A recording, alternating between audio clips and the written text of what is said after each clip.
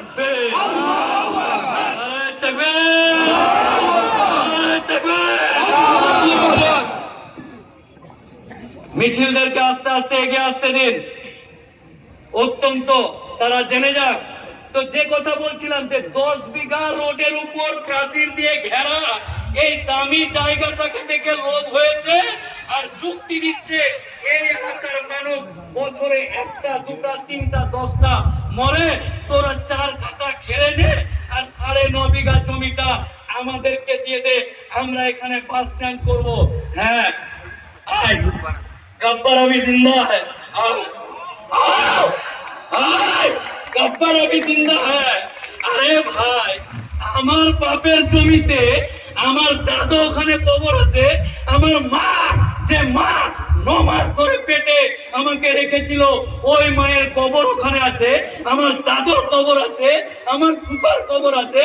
ওই কবরে তোকে ভুটভুটির চাকা, পানের পিঠ, টোটো স্ট্যান্ড করতে দিব। আর মনে হচ্ছে ওর বাপের কিনে আমাদেরকে দান দিয়েছিল এই এলাকার মুসলমানকে যে 10 বিঘা নেই, এটা তো নয়, এটা আমার বাপ নিজের মাথার ঘাম পায়ে ফেলে দলিল খতিয়ান রসিদ সমস্ত কিছুতে লেখা আছে এই এলাকার মফিজুল কবরস্থান ব্যবহার করার জন্য, মুসলিমদের ব্যবহারের জন্য এই জমি দান করেছে। মানে আমার বাপের দেওয়া জমিতে না গলাবে ও, আমার বাপের দেওয়া জমিতে হিসাব করছে ও, মনে হচ্ছে ওর জমি, মানে আমার জমি হিসাব মিলাচ্ছে ও। 4 কাঠা নিয়ে নে, 9.5 কাঠা দিয়ে দে, মনে হচ্ছে বাপের জিনিস হিসাব মিলাচ্ছে। তো এইরকম একটা বললাম যে আপনি মুসলমান কিনা লুঙ্গি উঠিয়ে এরকম করে রেজিস্ট্রি অফিসে যেতে হবে যে আপনি ক বছর ধরে মুসলমান। প্রয়োজন হলে খতনাওয়ালা, ওই যে যারা খতনা দেয় তাদেরকে কি বলে, ওকে ধরে নিয়ে প্রমাণ দিয়ে নিয়ে যেতে হবে যে হ্যাঁ মোটামুটি 25 বছর আগে এর খতনা হয়েছে আর এ মুসলমানের বেটা মুসলমান, এর জমিটা ভাই দান করা যাবে। এটা গেল এক। কবরস্থানের 10 কাঠা নিয়ে 9.5 বিঘা আমাদেরকে দিয়ে দে, এটা হলো 2। এরকম করতে করতে এই সরকার 48টা নিয়ম পরিবর্তন করেছে। কটা? দুটাতেই তো মাথা গরম হয়ে যাচ্ছে, এই মাথাটাকে ঠিক রাখা যাচ্ছে না। মাত্র 2টা শুনে যদি প্রত্যেকটা আইন আপনাদেরকে আল্লাহর কসম, আল্লাহর কসম, আপনাদেরকে যদি আপনাদের ভাই হিসাবে আমি আপনাদেরকে হৃদয়টা চিরে দেখাতে পারতাম যে এই আইনগুলো তো কি হয়েছে, তাহলে আপনি বলবেন আল্লাহর কাছে গিয়ে জান্নাত তো চাইবেন, আপনি আবার এখন জীবিত আছেন, কেমন জানি হিসাবটা হয়ে যাচ্ছে। মানে আল্লাহর সম্পত্তিতে হাত দিচ্ছে, আমার আপনার ছটফট করা উচিত ছিল, ছটফট আল্লাহ জমিনে নিচ্ছে এই করা উচিত ছিল। কিন্তু তারপরেও আল্লাহ আমাদেরকে ধৈর্য দিয়েছে, শক্তি দিয়েছে, তাই নিজের কাজ সেরে নিজের জীবন জৈবিকা নির্দিষ্ট ভাবে কর্ম সমাপন করে আপনারা প্রত্যেকেই এই জিনিসটা কিন্তু আপনাদেরকে ভালোভাবে বলি। আর অনেকে বলে উকিল সাহেব উস্কাতে হয়, মুসলমানদেরকে উস্কাতে হয়, মুসলমানের এই যে ইয়াং তরুণ যারা আমার সামনে আছে এদেরকে উস্কাতে হয় না, আমাদের মতো লোককে এদেরকে থামতে হয়। অনেকে বলছে উস্কাচ্ছে, আরে মুসলমানের বাচ্চা এমনি তেজ আলাদা, বুঝতে পারলেন না? আমাদের তেজ কেমন, এমনি ডবল স্পিডে চলে, এই স্পিডকে আমাদের মতো লোকগুলোকে থামিয়ে রাখতে হয়। এই থাম থাম থাম, এই থাম থাম থাম। আর অনেকে বলছে উস্কাচ্ছে, উস্কাচ্ছি না রে ভাই, থামাচ্ছি, এই থামো, গণতান্ত্রিক পদ্ধতিতে আন্দোলন করে, ব্যাপারটা বুঝতে পারলেন না? তো এই হলো বিষয়, এই জায়গাতে আপনাদেরকে একত্রিত হয়ে এটাই শেষ কাম। দেখেন, আপনাকে এনআরসির নাম করে সিএ পাস করে লুঙ্গি বাহিনীকে লাত মেরে বাংলাদেশ পাঠাবে এই আইন পাস করে নিয়েছে, করেনি? জানেন না নাকি? পাস করে নিয়েছে। মুসলমানরা হৃদয়টা বড়, অনেকে বলছে এরা খুব হিন্দু মুসলমান করছে।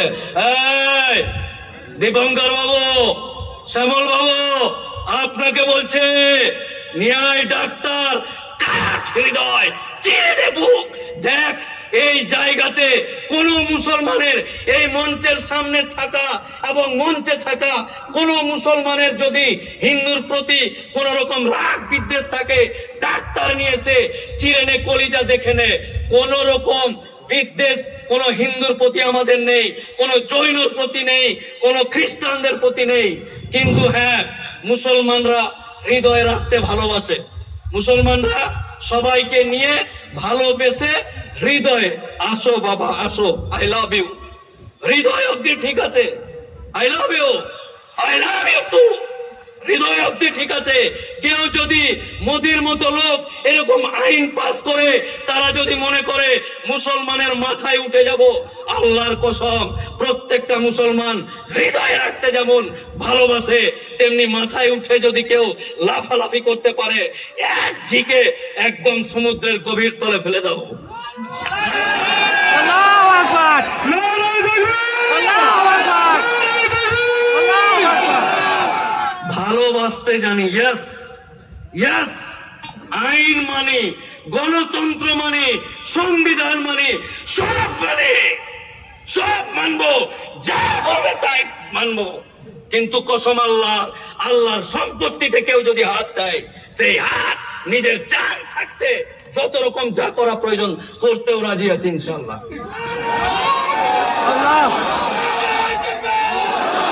ডান দিকে যাব, বাম দিকে যান, এইদিকে যান, ওই দিকে যান, রাস্তায় করবেন না, মাঠে মিছিল করেন, মাঠে করবেন না, জঙ্গলে করেন, সব করতে রাজি আছে, যা বলবেন। ভারতের আইন ব্যবস্থা, ভারতের বিচার ব্যবস্থা, এই জায়গা থেকে দেশের প্রধানমন্ত্রীকে আমরা আঙ্গুল তুলে হুঁশিয়ারি দিতে চাই যে এই জায়গা থেকে আমি মুফাক্কিরুল ইসলাম আপনাকে জানাচ্ছি যে আমরা সব করতে রাজি আছি, আল্লাহর কসম।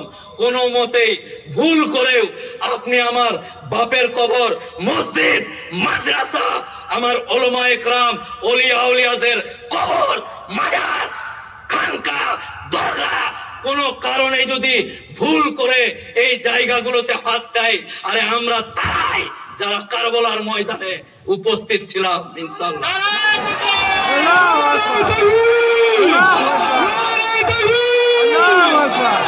আগামী দিন যদি মনে করে এটা কোন জাতের বিরুদ্ধে আন্দোলন নয়, এটা কোন জাতির বিরুদ্ধে আন্দোলন নয়, কোন পার্টির বিরুদ্ধে আন্দোলন নয়, এই আন্দোলন এমন ভাবে আপনাদেরকে চালাতে হবে। আমি একজন আইনজীবী হিসাবে আপনাদেরকে কলিজাটা কেটে দেখাতে পারতাম, মুখ দিয়ে হাত ধরে জিহ্বাটাকে ছিঁড়ে দেখাতে পারতাম, তাহলে বুঝতে পারতেন বর্তমান দেশের এই যে রাজনৈতিক কুটকাচালের মধ্য দিয়ে এক এক করে এমন কোন জায়গা নাই যে জায়গাতে আমাদেরকে তাড়াবো, এরকম জায়গা রেখেছে।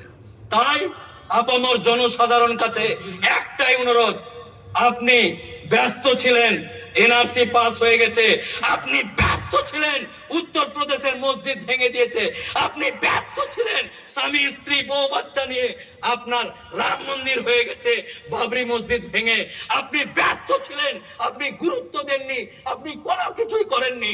তার জন্য আস্তে আস্তে এক এক করে একেবারে বাপের কবর অব্দি চলে এসছে। আল্লাহর কসম দিয়ে আপনাদের সবাইকে বলছি, এই আন্দোলন যদি জান দিতে হয় এটাই শেষ, এরপর আর কোনো গল্প চলবে না, এটাই শেষ, এটাই শেষ।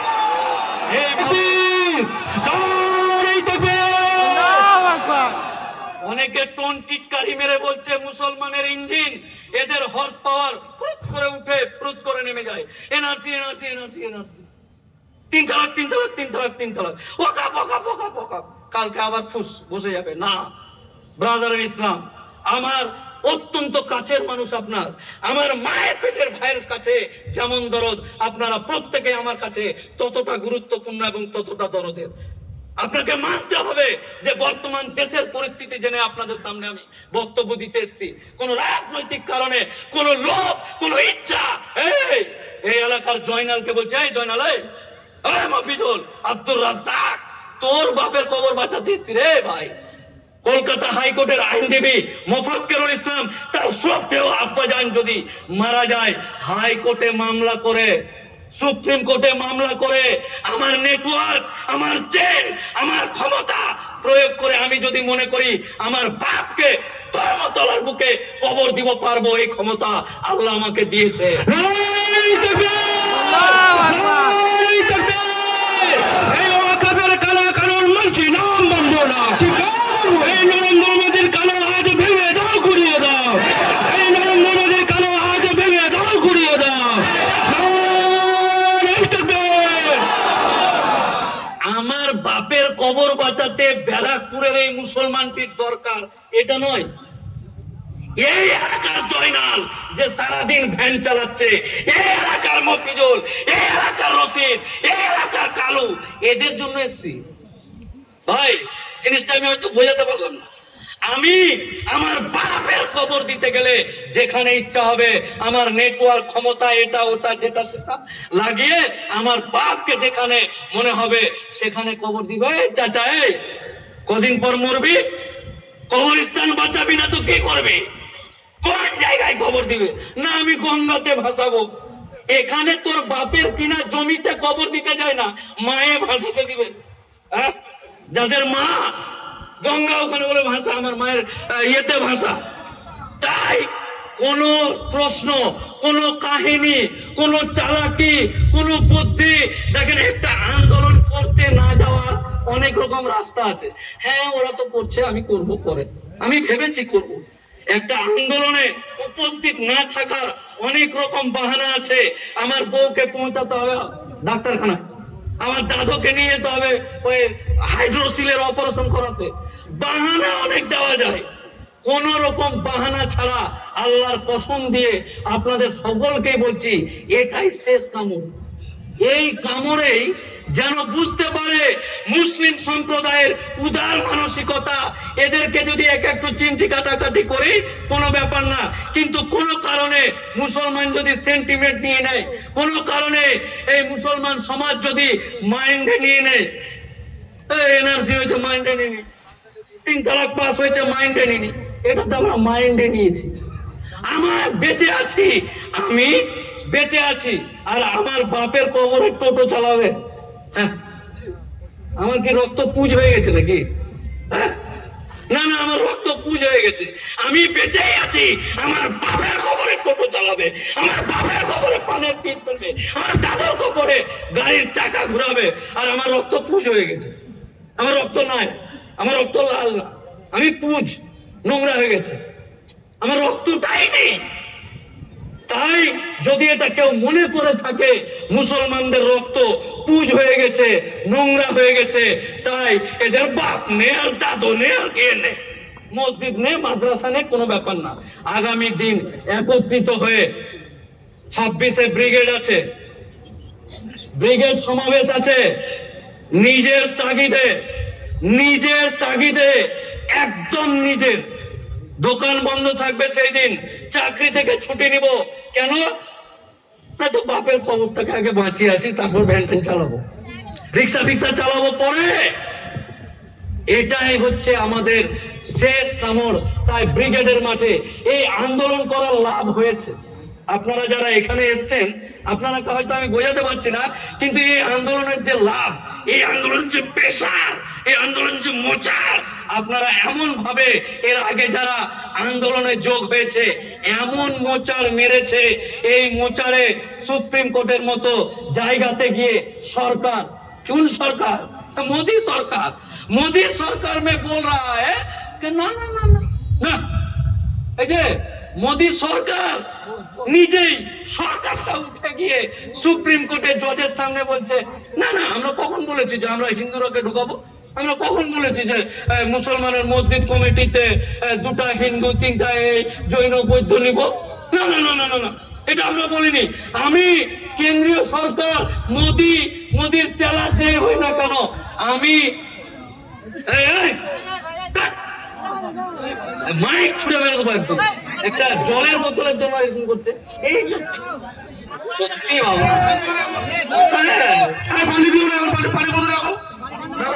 এই করেই তো শেষ। জলের বোতল করো। সুপ্রিম কোর্টের ঘরের ভিতরে মামলাটাতে কি হয়েছে ওটা না না, আমি জল খাবো। লজ্জা শরম বেঁচে খেয়েছে। এই জাত, এই কম, এই জন্য পিছিয়ে আছে ননসেন্স সব। একেবারে মাইক ছুড়ে মারবো একদম। কলকাতা হাইকোর্টের উকিল কথা বলছি, একটা পরামর্শ দিতে গেলে 12,500 টাকা ফিস আছে। গলাটাকে বসিয়ে এই জাত কমের জন্য এখানে বলতে এসছি, দলের বোতল নেব। Nonsense the great.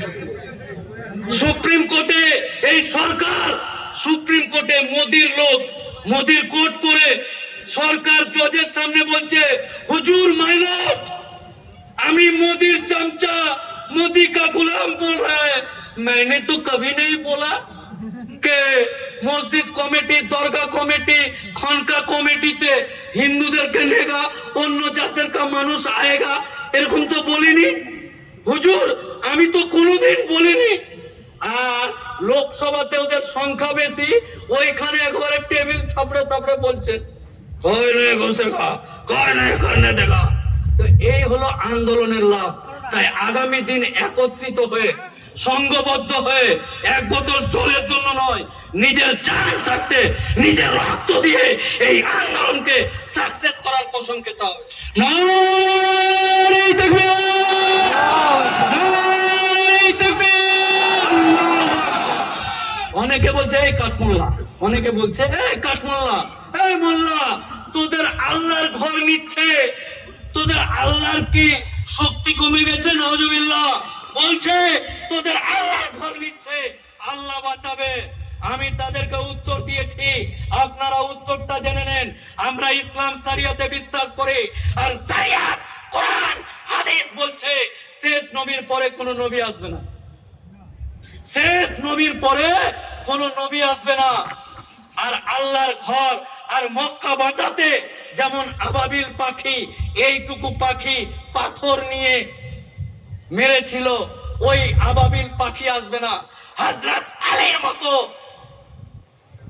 আমাদের সম্প্রদায়, আমাদের জাতে হযরত উমর, হযরত আলী এখন আর নেই।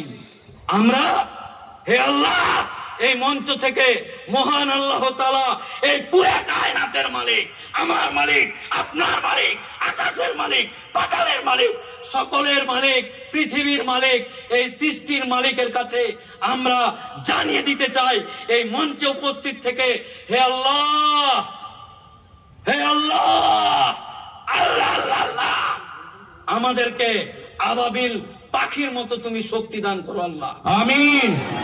নারে তাকবীর, নারে তাকবীর। এই ওয়াকাফের কালে কানুন মানছি না, মানব না। এই নরেন্দ্র মোদীর কালো হাত ভেঙে দাও, গুড়িয়ে দাও। এই নরেন্দ্র মোদীর কালো হাত ভেঙে দাও, গুড়িয়ে দাও। হে আল্লাহ, আমাদেরকে তুমি হযরত আলীর মতন শক্তি দান করো আল্লাহ। হে আল্লাহ, হযরত উমরের মতো জাজবা তৈরি করে দাও আল্লাহ। এই মঞ্চে এবং মঞ্চের সামনে যারা আছে, আগামী দিন কালেমার পতাকা নিয়ে আল্লাহর সম্পত্তিতে বাঁচাতে নিজের জান যত দিতে রাজি হয়ে যায় আল্লাহ। আগামী দিন আপনারা সকলেই ঐক্যবদ্ধ থেকে সুন্দর সুষ্ঠুভাবে, এটাই আমি বারবার বলছি, এই বক্তব্যে মিনিমাম আমার 25 বার বলা হয়ে গেল যে এটাই শেষ কামড়। এতে কোন রকম কাহিনী চলবে না, নো কাহিনী। এটাতে কোনো ব্যস্ততা দেখালে হবে না। আমার বউ, আমার বেটিকে পৌঁছে দিই, জামাই এসে 2 কেজি পোল্ট্রি মুরগি খাইয়ে নি, তারপর আন্দোলন করতে যাবো না, প্লিজ বলুন, না হলে আপনাদের পা আমি দাঁড়িয়ে দাঁড়িয়ে ধরবো সবার এক এক করে। প্রত্যেকটা মুসলমান এই জাত, এই কম, এই পায়ে হাত দিয়ে যদি বলতে হয়, কারণ দেশের পরিস্থিতিটা আমরা যখন এইভাবে দেখি, তখন আমার জাতের, আমার কমের ভাইয়ের পা ধরতে আমার দ্বিধাবোধ নেই। আমি মোফাক্কেরুল ইসলাম প্রত্যেকের পায়ে বলবো যে হে ভাই, এটাই শেষ, এই শেষ। এতে যদি তোমরা উত্তীর্ণ না হতে পারো, তাহলে আগামী দিন আগেই কবরে চলে যাওয়া ভালো। 67 বছরের এক বুড়ো, 67, ঠান্ডার দিন, এই যে এখান থেকে মুতের পাইপ দিয়ে মুত পরে ক্যারি ব্যাগে অপারেশন পর, দেখেছেন তো? যারা অপারেশন করে একটা নলি দিয়ে থলি ধরে থাকে, ক্যাথিড্রাল না কি বলে, এরকম একটা পাইপ মুতের থলি ধরে হাঁটছে। 67 বছরের বুড়ো, এই বুড়ো ঠান্ডাতে কৃষি আন্দোলনের জন্য পাঞ্জাবি এবং শিখ ভাইরা যারা ভারতে, গোটা ভারতবর্ষ মাত্র 5 কোটি 6 কোটি 7 কোটি, তারা আন্দোলন করে এই মোদিকে टीवी सामने दाड़िए मेरा भूल हो गया, हमें बुझते नहीं पारा, मेरा गलती हो गया, पंजाबी के मैं बेकार में उसका दिया। तो यदि भारतवर्षेर 5 कोटी लोग मुतेर पाइप निये आंदोलन करे तादेर कृषि माने जेगुलो फसल फलाय तादेर दामेर जोन्नो यदि एटा करते पारे, आपनि आपनार ईमानके जिज्ञासा करुन तो, আপনার হৃদয়ে জিজ্ঞাসা করুন তো, আপনার বাপ দাদার কবর বাঁচাতে, মসজিদ খনকা বাঁচাতে আমরা যদি 40 কোটি মানুষ একসাথে এই সরকারের বিরুদ্ধে আইন পরিবর্তন করার আন্দোলনটা কি হবে না? হবে না?